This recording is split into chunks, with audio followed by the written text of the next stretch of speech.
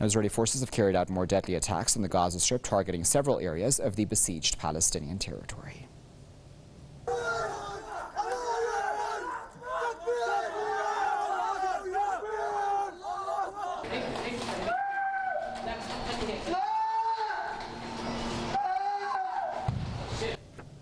Palestinian medical sources have said the attacks killed at least 3 people and injured 1 person.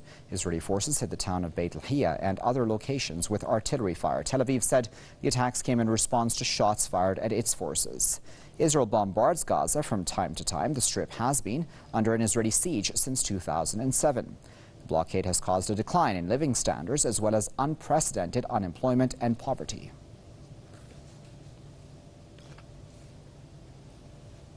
To discuss that further, I'm joined by Professor Lawrence Davison, who is a professor at West Chester University. Professor Davison, thanks for joining us. Every time we talk about Gaza, it's obviously more death and destruction, of course, in an enclave which is already besieged. What do you make of these ongoing Israeli strikes? Well, it suggests a certain pathology on the part of the Israelis.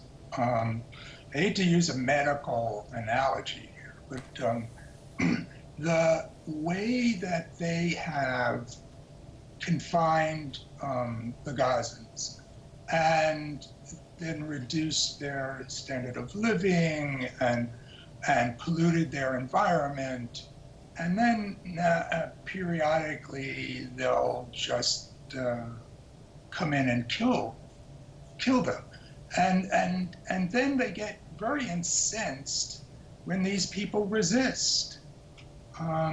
As if they didn't have a right to come to that border and protest. So I think that the Israelis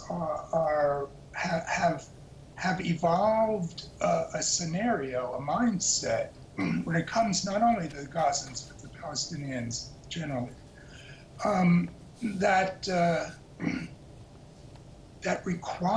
almost requires them to batter these people periodically to reassure themselves in terms of their national self-image that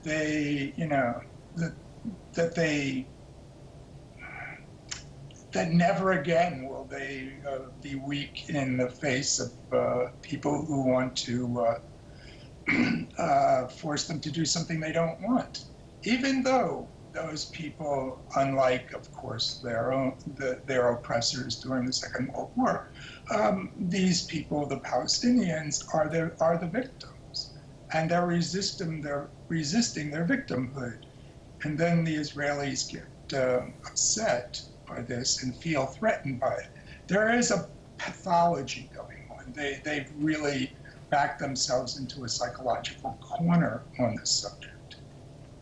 Very well, Professor. We'll leave there at that, but of course, as always, we appreciate you sharing your insight with us.